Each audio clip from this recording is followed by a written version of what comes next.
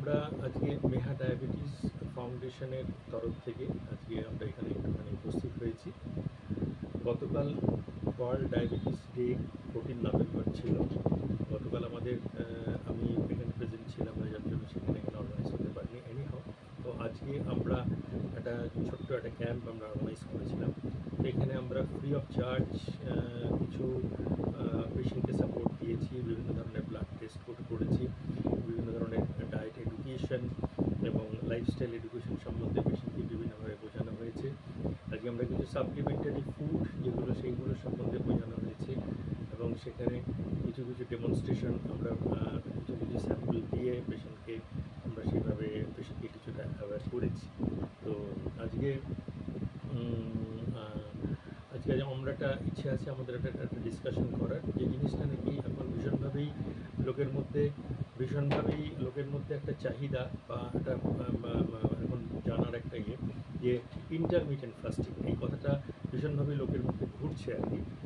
বিশেষ করে আমাদের এই গুগল ডাক্তারবাবুর জন্য আর কি। গুগল ডাক্তারবাবু কিন্তু অনেক শেখায়, কিন্তু মুশকিল হচ্ছে শিখবেন কিন্তু ঠিক মতন কিন্তু শিখতে হবে, এটা কিন্তু খেয়াল রাখতে হবে, বুঝতে পেরেছেন? যাই হোক, তো ইন্টারমিটেন্ট ফাস্টিংটা সম্বন্ধে সবার একটু জানার একটু দরকার আছে। তো আজকে আমরা আমাদেরই সেন্টারের যিনি নাকি ডায়েটিশিয়ান এবং diabetes educator mister Abhijit Dutta আমাদের সঙ্গে রয়েছেন।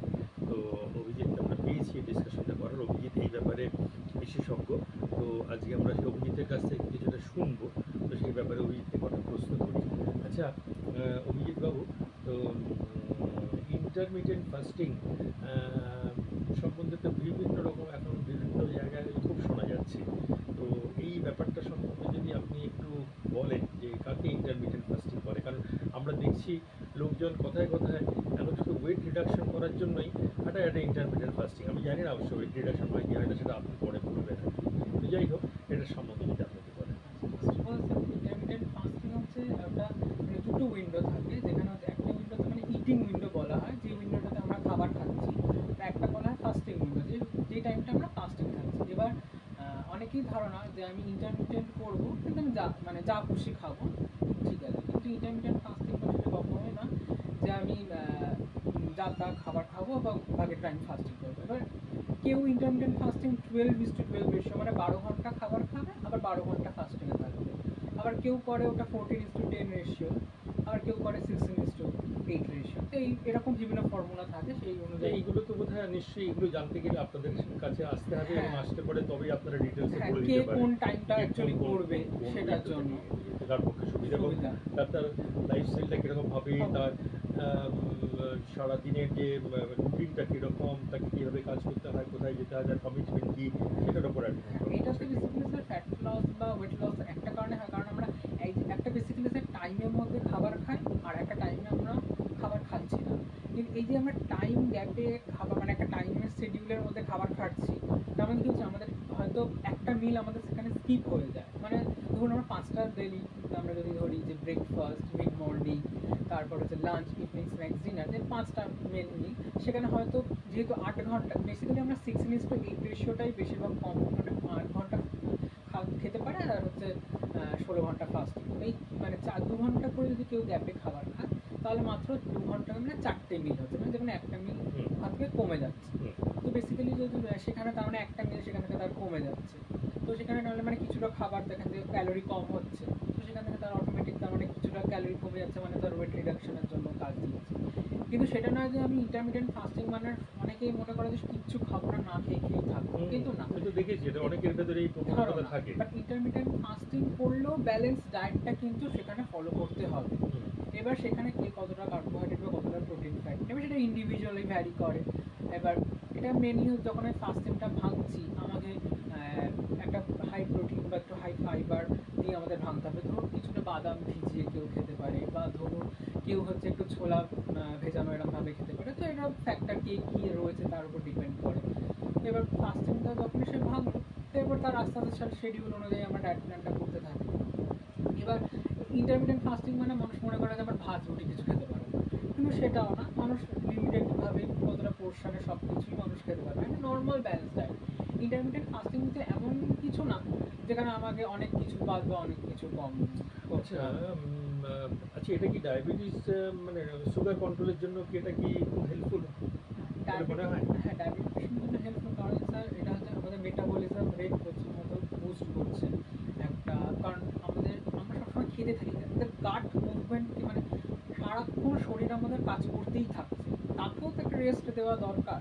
তো বডি যখন আমাদের গাট মানে আমাদের যখন ইন্টেস্টাইনগুলো একটু রেস্ট পাচ্ছে, তো তারা সেখান থেকে আমাদের বিভিন্ন রকমের আমাদের ইমিউনিটি বুস্টিংয়ে হেল্প করছে, তারপর মেটাবলিজম বাড়াচ্ছে, আবার ইনসুলিন যে সিক্রেশন মানে বারবার মানুষ খেতেই থাকছে, ইনসুলিন ভান্ডারও তো আমরা প্যানক্রিয়াস কত তৈরি করবো, তাই না? তো সেখানেও কিছুটা রেস্ট দেওয়া হচ্ছে। তো সেই বিটা সেল যেখান থেকে ইনসুলিনটা তৈরি হয় সেটাকে রেস্ট দিলে পরে তাহলে পরে ন্যাচারালি সেও কিছুটা রেজুভেনেশন তার হয়, এবং সেখান থেকে তার পরের বারের জন্য সে আরো কিছুটা ন্যাচারালি একটা লোক বিশ্রাম পেলে তবেই সে পরে ভালো কাজ করতে পারে। যেন এর বেসিক ব্যাপার, এটা কনসেপ্ট, এটা সেলের ক্ষেত্রে এটা একটা সায়েন্স, এমনি কিন্তু সেরকম কিছু না। আচ্ছা, এটা কি মনে হয় যে ধরুন এই ব্রেক দিলে পরে ডায়াবেটিস পেশেন্টের ক্ষেত্রে সুগার ফল করে যেতে পারে কি, সেরকম কিছু একটা ব্যাপার আছে কি? এটা সম্বন্ধে যদি বলেন। এটা চান্সেস থাকে স্যার, কারণ অনেক কিছু যদি কোনো এদিকে স্যার পেশেন্ট ডায়াবেটিক পেশেন্ট সে ফাস্টিং পিরিয়ডে স্যার মেডিসিন নিচ্ছে, কিন্তু তার একটা হাইপোগ্লাইসেমিক হওয়ার চান্স সেই সময় থাকলেও থাকতে পারে, সব পেশেন্টের আমি বলছি না, থাকলেও থাকতে পারে। তো সেই জন্য ডায়াবেটিক পেশেন্টরা হচ্ছে যারা ইন্টারমিডিয়েন্ট ফাস্টিংয়ে আছে সবার আগে দেখতে হবে তার কী মেডিসিন চলছে, তার ইনসুলিন চলছে কিনা সেগুলো দেখতে হবে, কারণ ইনসুলিন চললে অবশ্যই তাকে আমরা ফাস্টিংয়ের পিরিয়ডে আমরা রাখবো না, বা হচ্ছে সে কোন মেডিসিনটা সেই সময় ইনটেক করছে সেটা আমাদের দেখতে হবে, আর সেই অনুযায়ী তার আমরা শিডিউলটা বা তখন আপনারা ঠিক করে দেবেন যে তাকে তাহলে এই পিরিয়ডে তুমি ইন্টারমিডিয়েন্ট না, তাহলে আমি তাকে মেডিসিনটা এই টাইমে দেবো, বা এরকম অল্প কিছু মলিকিউল তাকে অ্যাড করলে আমরা সেইভাবে তখন গাইড করব। যখন নাকি ইন্টারমিডিয়েন্ট ফাস্টিং হবে তখন কি তার সঙ্গে সঙ্গে কোনো ফিজিক্যাল অ্যাক্টিভিটি কিছু রেস্ট্রিকশন করতে হয়? না, অবশ্যই ফিজিক্যাল অ্যাক্টিভিটি রেস্ট্রিকশন নয়, কিন্তু ফিজিক্যাল অ্যাক্টিভিটি করব, মানে অনেকেই মনে করে যে ইন্টারমিডিয়েন্ট ফাস্টিং করছি, ডায়েট করছি, বাড়িয়ে দেওয়া সেরকম কিছু ব্যাপার আছে, অ্যাক্টিভিটিটাকে বাড়িয়ে দিতে হবে, তাতে কোনো লাভ হবে, মানে ব্যায়াম করা বা এই ধরনের কিছু?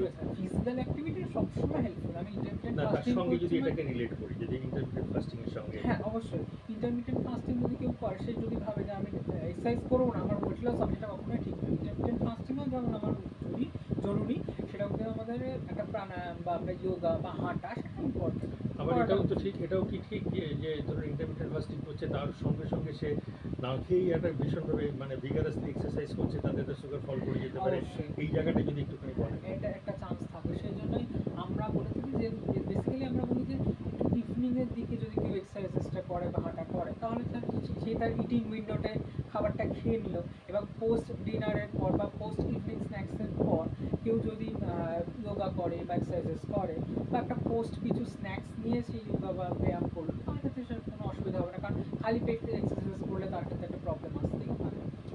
সেই জন্য যাক, আজকে আমরা কিন্তু একটাই আমি একবার বলবো যে যারা হচ্ছে যে সমস্ত মানে বাচ্চারা গ্রোথ ফেজে রয়েছে, অ্যাডোলেসেন্স ফেজে রয়েছে, তারা কিন্তু ইন্টারমিডিয়েন্টের কথা নামানোটাই ভালো, এবং কার্ডিওভাস্কুলার পেশেন্টরা রয়েছে তারা একজন বিশেষজ্ঞের পরামর্শ নিয়েই ইন্টারমিডিয়েন্টটা করা উচিত, আর জিডিএম পেশেন্টদের বারণই করবে। যাক, আজকে অভিজিৎ বাবু আমাদের কাছে খুব ভীষণভাবে একটা মানে ভালোভাবে এই ব্যাপারটাকে ডিসক্রাইব করলেন। আমরা এটা আমরা ফেসবুকে দেব, এবং দেবার পরেও যদি দেখি যে আপনাদের ভেতর থেকে যদি কোনো রকম কোনো প্রশ্ন আসছে, আমরা সেগুলো প্রত্যেককে উত্তর দেওয়ার চেষ্টা করব। তো যাই হোক, যেটা নাকি আমরা যতটুকু শর্টে আমরা যেটাকে বুঝলাম সেটা হচ্ছে যে ইন্টারমিডিয়েট ফাস্টিং ডেফিনেটলি দরকার আছে ওয়েটটাকে কন্ট্রোল করার জন্য। ওয়েটটাকে প্রত্যেকে না, ওয়েট কন্ট্রোল ব্যাপারটা হচ্ছে কার ক্ষেত্রে কতটুকু কী কন্ট্রোল হবে না হবে সেটা একমাত্র যিনি ডায়েটিশিয়ান তিনি ঠিক করে দেবেন, নাম্বার 1। নাম্বার 2, এই ইন্টারমিডিয়েট ফাস্টিং আপনার ডায়াবেটিস কন্ট্রোলের ক্ষেত্রেও তার কিন্তু কিছু রোল আছে, সেক্ষেত্রেও কিন্তু অবশ্যই নিউট্রিশনিস্ট বা ডায়েটিশিয়ান এবং যে ডাক্তার তাদের পরামর্শ নেওয়া উচিত। একটা জিনিস মাথায় রাখতে হবে যে শুধুমাত্র ইন্টারমিডিয়েট ফাস্টিং করলাম বা আর কিছুই করলাম না সেটাও যেমন ঠিক নয়, বা ইন্টারমিডিয়েট ফাস্টিংটা করলাম আর অন্য সময়তে মানে ভিগারাসলি কিছু খেয়ে নিলাম সেটাও ঠিক নয়। এই ব্যাপারগুলোকে মাথায় রাখার দরকার আছে। যাই হোক, এর সঙ্গে সঙ্গে ডায়াবেটিস কন্ট্রোল করতে গেলে কিন্তু তার সঙ্গে সঙ্গে ঠিক মতন ওষুধ বা এই ডাক্তারবাবু যেগুলো করে দেবেন সেগুলোকেও কন্ট্রোল ঠিক মতন মেনটেন করতে হবে। টোটাল ব্যাপারটাই একটা বিরাট ব্যালেন্সের খেলা, ট্র্যাপিজের খেলার মতো। অর্থাৎ আমার লাইফস্টাইল কীরকম হবে, আমার মেডিসিন কী হবে, আমার ডায়েট কি হবে, সেই ডায়েট আমি কি, কোন খাবারটা আমি কখন কিভাবে খাবো, এই সমস্ত ব্যাপারগুলোকে মিলেই কিন্তু তখনই কিন্তু আমাদের এই সুগার কন্ট্রোল বা লাইফস্টাইল মডিফিকেশন বা এই আমাদের যে ওয়েট কন্ট্রোল বা যে ওবেসিটি কন্ট্রোল যাই হোক না কেন, এই টোটাল ব্যাপারটা মানে এক কথায় বলতে গেলে মেটাবলিক কন্ট্রোল, এই ব্যাপারটাকে ডেভেলপ করতে গেলে কিন্তু এই টোটাল ব্যাপারটাকে ভীষণ ব্যালেন্স করে চলতে হবে। এর সঙ্গে আমাদের রয়েছে ফিজিক্যাল অ্যাক্টিভিটি, এর সঙ্গে রয়েছে আমাদের যতটা সম্ভব কম মেন্টাল স্ট্রেস। আমি বলবো না মেন্টাল স্ট্রেস নেই বা করবেন না, কথা কখনো বলা সম্ভব নয় আজকালকার দিনে, তবু যতটুকু অ্যাভয়েড করে যতটুকু ফ্রি থাকা যায়, যতটুকু কম স্ট্রেস নিয়ে থাকা যায়। ধন্যবাদ। একটাই কথা আমি এখানে বলবো লাস্ট, যে ইন্টারমিটেন্ট ফাস্টিং কিন্তু স্যার আমরা জেনারেলি ফ্যাট মলিকিউলগুলোই আমাদেরকে অ্যাজ এ এনার্জি সোর্স হিসাবে, এটিপি হিসাবে আমাদেরকে ইউজ করছি। তো সেই জন্যই